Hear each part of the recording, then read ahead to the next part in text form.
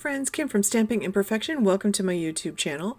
I'm an independent Stampin' Up! Demonstrator, and today I want to share 4 cards that I'm going to make with the Wildflower Designs stamp and die set from Stampin' Up! I'm really excited that I was able to get this stamp and die set. I just got it a couple of weeks ago from the June bundle sale Stampin' Up! Had, so I saved 10%. I was pretty excited about that. It's always nice to save a little bit, and it allowed me to actually splurge and get this bundle. I am excited to have this in my stash. I love the weedy look of this. I don't know, there's something about it. It reminds me of Queen Anne's lace. I'm not sure really what it is, but I love this stamp set, and the font is so pretty on the sentiments in this set. So it's got this coordinating die set, and you can see that it has the 4 dies to cut out the florals.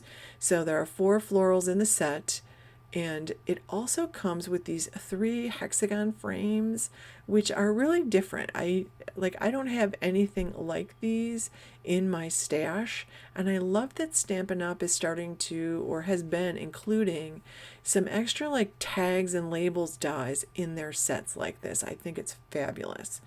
I'm going to keep my cards pretty monochromatic today. I'm using Pool Party and Lost Lagoon, and I'm going to make 4 pretty clean and simple boutique cards, and I call them boutique cards because they're very reminiscent of cards I see in the tourist boutiques here in town, and I will talk about that a little bit more as we go along. So I treated myself to a new package of Whisper White cardstock from Stampin' Up! It comes with 40 sheets in a package. I pulled out like 2 or 3 sheets here, and I'm cutting it down cutting each sheet down into 4 pieces. I cut them all at the same time, and it works just fine. So they're all going to be cut to 4 1/4 by 5 1/2, which is the size of my card front.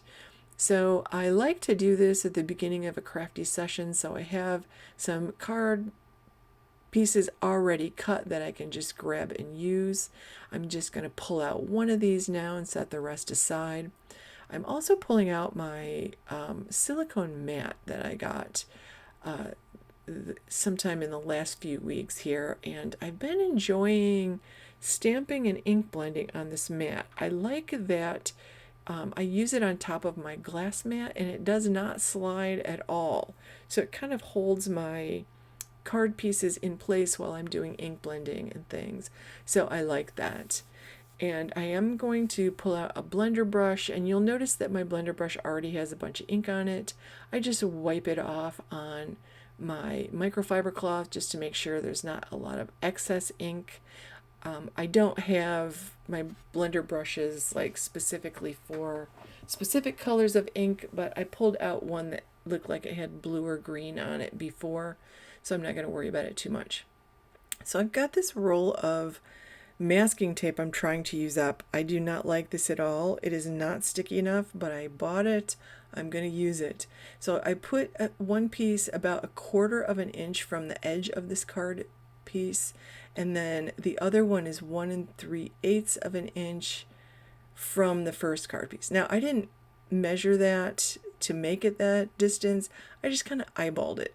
I decided what looked good today as I was putting that tape down. So you can make it wider or thinner, or how you could make it cover most of the card front with just a little white border if you wanted to. So this is Pool Party. I'm doing all my ink blending in Pool Party today, and this is a really juicy ink pad. I have a piece of scrap paper there. I loaded up the ink on my blender brush, and then I'm putting it down on the scrap paper because this is a brand new ink pad and it is juicy. I can actually see like ink pooling a little bit there on the ink pad. I'm also not pushing down on that blender brush as I'm blending, and you'll notice that when I do my ink blending, I blend it in circles, and I always go clockwise. I took a class was through scrapbooking cards today, And the instructor said if you always go clockwise part of the way through, make sure you do some counterclockwise swirls, because that will help you get the ink that's on the other side of the bristles, and it will help you get spots along the masking tape that you might have missed just going in, the opposite direction. So try to go in both directions when you blend. And I do find that I get nice crisp edges that way and a pretty smooth blend. The other thing she said that I thought was wise is keep blending till you love it. Like if you're not happy with it, blend some more. Add some more ink and blend some more. So I do know that as it dries, that ink will actually look like a smoother blend as well. So keep that in mind. While it's still wet, sometimes some parts of it are wetter than others, so it can look a little splotchy then too. So I'm going to take out this big floral image. I've had my eyes on this one, and this is the only stamp besides the thank you sentiment I'm going to use on these 4 cards today. And I have I actually have 3 different layouts in my head that I want to start with, and I'll end up adding a 4th one as I go using some of the leftover bits. I did rub that stamp on my arm just to condition it, and I do stamp it on scrap paper first. Because the ink pad is really juicy, I wanted to make sure I wasn't over inking it, and I'm just lightly tapping it onto the ink pad. I'm not smooshing it in, because these are foam ink pads and I love them. I love foam ink pads. So I'm going to stamp this 3 times, and the second time I do stamp it, I turned it in the opposite direction, and I could have turned these more so that they actually stamped outside the edges of the blending part, and I actually like the way that looks. This stamp really did mostly fit inside pretty well, but I do like it hanging outside the blended bits. That looks really nice too. And I'm stamping the sentiment sort of in the middle of the card there, just below the middle, and also the stamping is all done in Lost Lagoon. You could stamp that pool party on top of the pool party, and it actually would look nice. It would just look lighter, but it would also be pretty. So my card bases are all cut at 5.5 by 8.5, and I'm going to score each one at 4.25. And this is one of the things I love about the trimmer. The Stampin' Up! Trimmer is that it has that scoring blade on it along with the trimmer blade, and both of those blades fit up at the top or down at the bottom, so you can put a 12 by 12 paper in there and it works great. So I'm going to trim this front piece down that I made. I'm trimming 1/4 of an inch off the side, or off the bottom, and 1/4 of an inch off the right hand side of this front panel. And I like to have a little white border around my pieces. Now when I make cards like this with a layer like this, I actually don't like to put dimension behind them. I really like it to look like it's adhered well to the card. And I think that's something that when I go into the shop and look at the boutique cards that the artists in town have made, I notice that they never put dimension on their cards. In fact, most of them don't have layers, and it will be like one little image drawn inside, like on the center of the card, with a handwritten sentiment, and like they're really simple. There's not a lot of stuff on the card. There are never embellishments. There are never layers, and that's that. But I do like a layer. I think layers actually take your card up a notch. So I'm adding a layer. I do like to have a little white border around this. Even though it's a white layer, I still like to have that white border. I think that looks really nice. And I also think there are two things that will make your cards look more professional. One is that you give it a really good fold with your bone folder. The other is that you get the corners of the layers adhered really well to the card base. Like, you don't want things sticking up. So I love the way that looks. That's a pretty clean and simple card for me. And it's one of my favorite layouts. I do that a lot. I don't always do it tone on tone. I usually stamp in black over the ink blended stuff.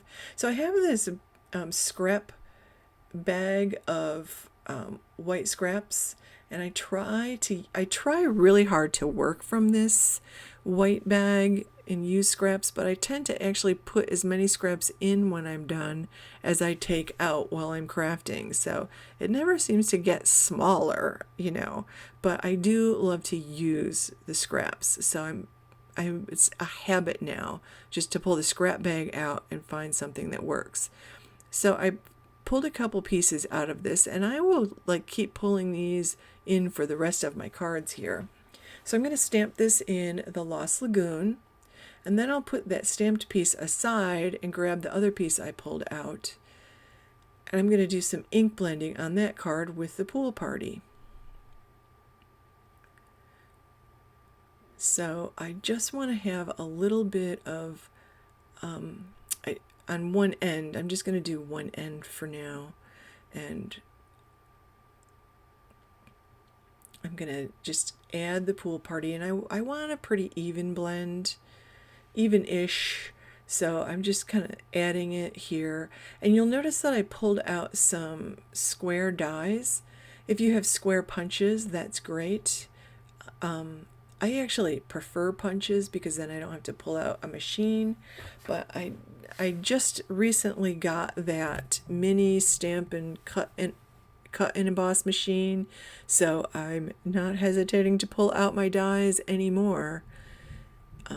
So I don't know about you, but I don't think most of us can fit our big die cutting machine on our craft table. Most of us have it in some other part of the room that we're in.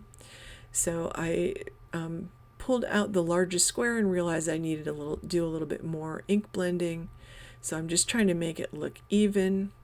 And again, as it dries, it will look smoother, like a smoother, more even blend.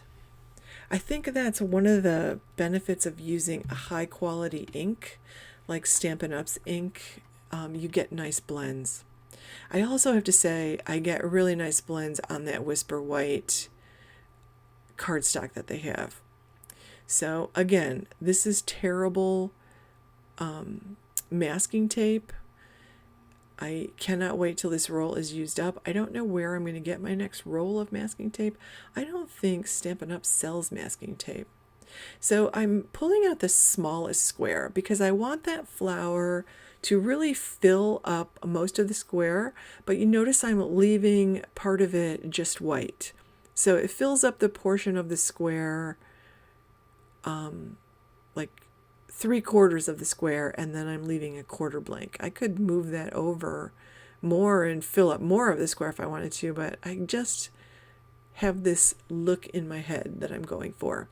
And this square is 1 1/4 inches, and I am going to decide to pull out the medium square that I have, which is 2 inches, because I will like that layer. That blended piece is going to be my bottom layer. Now, I am amazed at how straight I just cut that on that blended piece. That was lucky. And I'm also amazed when I finished die cutting this that I somehow magically placed that square in the center of what was cut there, because I'm going to use both parts of that blended piece in the end. And that's how I end up with a 4th card that I wasn't planning to begin with. So I'm just pulling out the plates I need here. The other plate is if you're doing some embossing. And I'm going to die cut these out. And if you don't have a mini die cutting machine, I have to tell you, I love this one. absolutely love it. I've had a couple different brands before, and they've both kind of petered out on me. I don't know whether they have ball bearings inside or a chain, but the last one I had just sounded like it was completely falling apart on the inside. And this one feels way more substantial than any of the other ones I've ever had. So I really, really like this one. I actually think it was worth the money I spent on it. I felt a little guilty getting rid of that last one, even though it sounded like it was about to, you know, stop altogether. I probably could have kept using it for a while longer, but this one is really heavy duty, and it's not heavy itself, but it feels very sturdy. The handle on the top is really nice. It's also 3.5 inches wide. Most of the other ones have been 3 inches wide or less than 3 inches wide. So I really like this one. So now I'm just going to attach these two together. And again, I will be careful to get the corners adhered down and have them look like they're really stuck together. The other thing you'll notice me do a lot as I'm making these cards is I have a little 6-inch T-square ruler, which I love, and I pull that out to always check my measurements to make sure things are straight, because a lot of times things look straight to me, but they're not. So when I get done with the card, I'll be unhappy with it if I look at it and realize I don't have something straight on there. So I'll place this down, but I won't push it down until I've checked the measurements. So here I pull it out again. Now I still have the 12-inch one, and that was like $3. It wasn't very expensive. And I did use it, but I like this size T-square ruler so much better. Like, my desk is not very big, so that 12-inch one, really, I felt like I was always banging into things on my desk. And you can see my crafty space is shrinking as I'm crafting. So you'll see in a minute what a disaster it can truly become as I'm working here. So I am stamping that thank you one more time in the Lost Lagoon, and I centered it right under the image, and I love the way this looks. Boutique card. I could sell that in the shop in town. Although I think it takes way more bravery to sell cards than to make them. So this is the same piece I was ink blending on before. I just pulled it out because I thought, I've got this nice dark ink blended part. I think I'm going to do sort of like an ombre effect. So I'm trying to do like a medium blending right there next to that darker spot, and then lightly blending so that it just goes right into white at the top. I really love this look, and I think this is going to end up being a really nice little card. Now this panel is about 3¼ by 4 5/8, and it's a good size for the front of a card actually. So I'm just stamping that same image again in Lost Lagoon, and I'm not using very many supplies here. You know, I could have gotten away without the square dies. I could have cut those on my trimmer, but I have the dies, and why not make a perfect square instead of maybe getting a perfect square on my trimmer? Excuse me. So I'm going to now I am going to use I could fussy cut this out, but I have the dies and I have the mini die cut machine, so I'm trying to use them. And there I'm noticing that actually looks pretty nice. So of course I'm thinking about adding a 4th card to my thank you card stash here. So I'm going to die cut this out on that little mini cut and emboss machine. And I have the die cuts, I have the little machine. I'm going to go ahead and use it. I didn't really need to cut that down, but I did, and I'll probably pull that other piece out and use it again. So I did cut it down, and now you can see I'm cutting up the edges of my Stampin' Dimensionals and using those on the back of that piece, and there's my mess. It doesn't get better as I go along. It never gets neater, does it?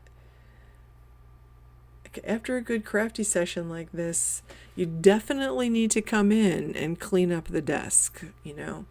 And considering that I'm crafting in my living room, I definitely have to clean up when I'm done. I don't know why. It's not like I have a ton of visitors, which is fine because I can craft in my living room because I don't have a ton of visitors. So it's a good thing. Anyways, so I've got my card base, and I'm just looking at how big this is to see if I want to cut it down or do anything like that.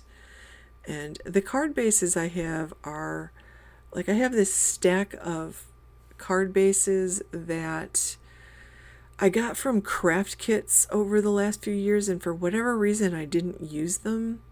So I didn't use all of the paper in the kit or something. So all I have to do is score it and fold it, and it's ready to go. So I'm doing 2 so I get the next one done also, because I know I'm making more cards. I really enjoy making these clean and simple cards. I love clean and simple cards, absolutely love them, but it's not my forte because I want to do all of the things and put all of the stuff on the card. So, you know, the embellishments and the twine and all of that stuff. But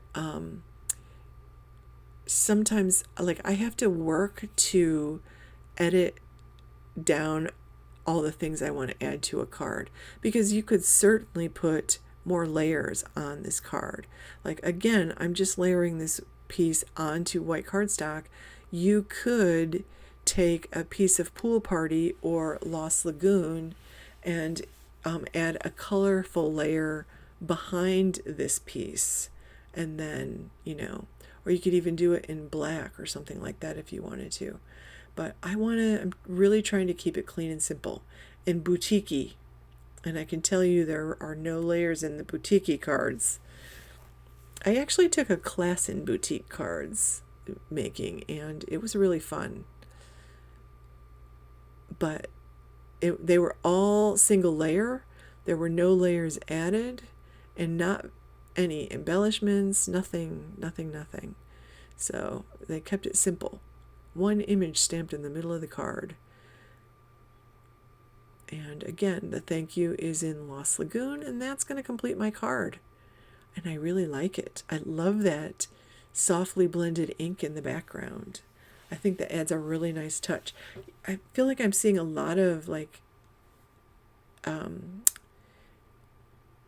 that ombre look. I just made a couple of crochet bags using self-phasing yarn, and they have this ombre look. They're gorgeous. Like, wowee, they are gorgeous. So I pulled out that scrap that I cut from the other piece. I'm stamping that same image in Lost Lagoon one more time.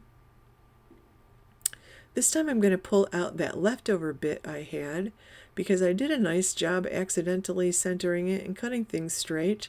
So I'm stamping the sentiment directly on that in Lost Lagoon. And I really like this color combination. Isn't it pretty? I just think it's a really nice combination. It's just so soft and relaxing. So I'm just going to play around with this to decide if I want to tilt it, or to decide if I need to cut that down so it fits behind and doesn't show. And then I'm going to glue these 2 layers together. And I am using a fine tip glue. I just got this glue tool with this particular fine tip glue that it came with, and I haven't decided whether I like it. I feel like it's just always in my way now. And Stampin' Up! Does have their own fine tip glue, which I like. So I wish I hadn't been talked into that glue tool. because it just always seems like it's under my elbow. So here you see me again checking to make sure everything is straight, and that's going to complete my last card. So let me pull out these other ones so you can see them all together. And I think any one of these would sell nicely in the boutique card store. I think that I really am happy with the way they turned out. So there you go. I hope you enjoyed that. You can purchase any of these supplies from Stampin' Up! At shopwithkim.net. Please give this video a thumbs up, and if you haven't subscribed, make sure you subscribe and click that bell to get notifications every time I upload a new video. And I hope you like these cards. I'd love to know which one you like the best. So leave me a comment below and let me know. Thanks so much for watching, friends. I hope you have an absolutely wonderful day, and I hope you actually find time to be creative today. So have a wonderful day.